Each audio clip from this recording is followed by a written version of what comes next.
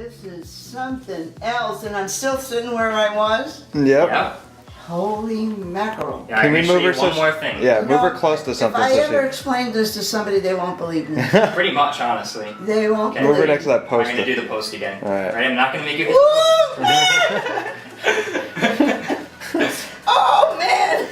Situ, I can thought you... you were going to put me through the window, not hit me against the post. Situ, can you reach out and touch the post? What's that again? Doesn't it feel like you can reach out and touch the post? You bet your bottom dollar you can. And I can't get over the leaves moving. I'm amazed.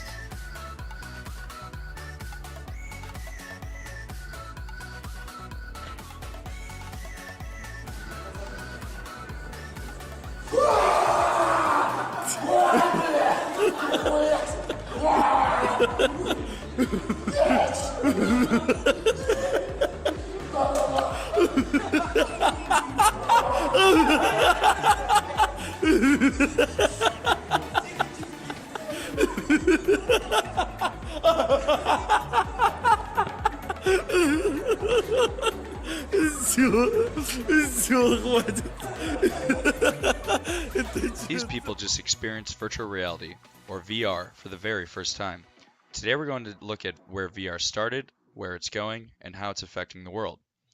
One of the first applications of VR was a Sensorama machine made by Morton Heilig in the mid-1950s. The purpose of the machine was to fully immerse an individual in a film.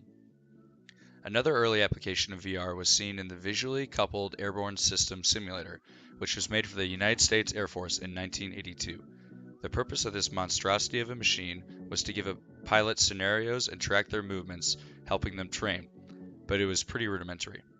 We've come a long way. Just look at a flight simulator used today to train new pilots at our very own Purdue University. It's almost real, so let's see how it all works.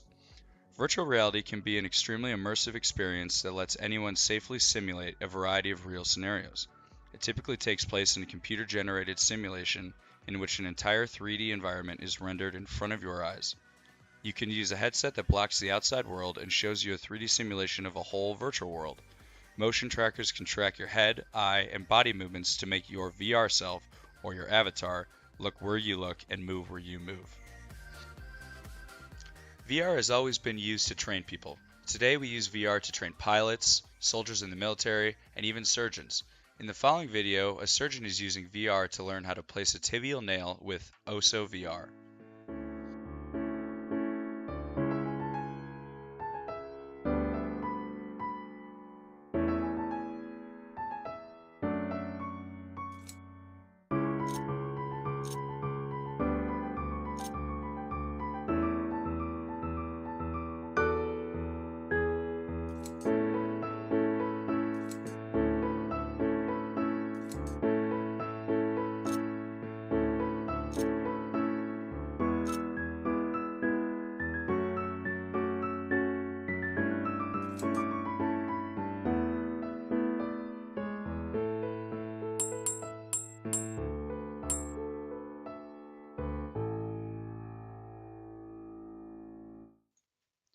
Virtual reality provides many benefits such as improved collaboration, cheaper training, greater safety to trainees, and more intuitive training methods. In this video, you can see two people working together on a complex plumbing mechanism, with no risk to themselves or the equipment because none of it is actually there. Renowned futurist Michio Kaku is one expert who's excited about the potential of virtual reality. In this clip, Kaku talks about how VR gives the user power and brings imaginary worlds to life, and touches on some of the downsides of virtual reality. So what does this all mean? Well, this could be the next big thing. We're talking about having virtual reality rooms in your living room, universities using virtual reality to teach, architects, astronauts, soldiers, contractors, all of them using virtual reality goggles in their line of work. To do what exactly? Well, if you want to simulate, for example, a building and you're an architect, you want to move things around, that's very difficult. You put on the goggles, you start to move tables, chairs, stairways, and if you're a military man, you want to change the battlefield, you can't do that. Or woman. Right, that's correct. Also, if you're an astronaut walking on Mars and you want to change the environment to have a sandstorm hit your space capsule, you can do it just like that. Imaginary worlds created. In fact, the Science Channel put me in a virtual reality room with dinosaurs, and I put my head in the middle of a T-Rex. You can't do that in 2 dimensions, but there I was putting my head in the mouth of a T-Rex in the 3rd dimension. I did the same thing. It was extraordinary and very exciting when you see him coming toward you. In the dinosaur, you did it too? Yeah. Wow. So are there any downsides to this? Several. One is motion sickness. People sometimes get seasick because what you see does not match what you feel in your inner ear, and the brain gets confused. Also, you cannot walk in one direction before you hit the wall. So you have to go to what is called an omnidirectional treadmill. And the Science Channel actually put me in one made by the military. All right. The military will actually put you in the middle of Baghdad, walking in any direction for any length of time through all the alleyways. Thank you, Professor Michio Kaku. VR training has a lot of upsides, but experts are concerned about whether or not VR training is always ethical. VR can cause confusion and severe nausea, and if the virtual reality is different from actual reality, then people might train and learn to do things the wrong way. If it makes people sick or causes harm, is it ethical? Policy helps us find consistent answers to these ethical quandaries. For example, the Federal Aviation Administration has formed the National Simulator Program, an initiative that regulates and monitors the quality of flight simulation training devices. Other policies include the protection of valuable military information obtained during these virtual training exercises.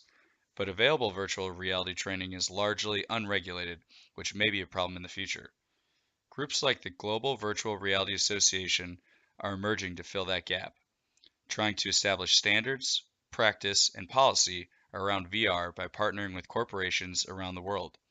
In this next clip, you can see U.S. Army soldiers training on the virtual battleground in an attempt to give them the closest thing to a real-world fighting experience.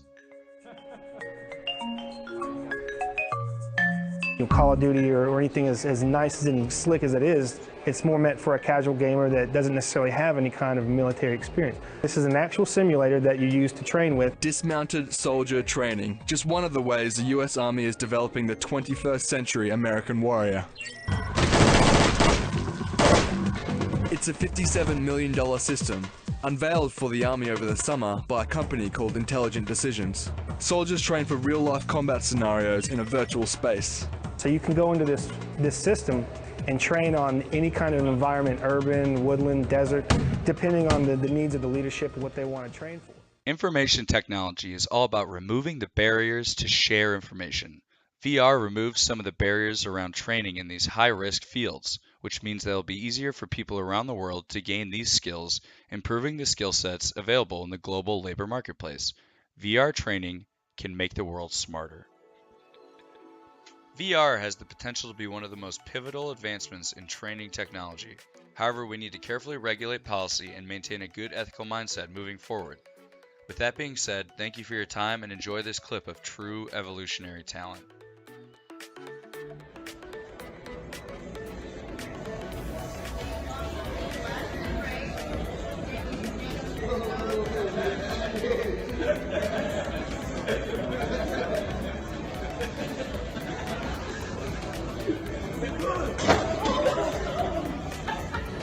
Oh my god.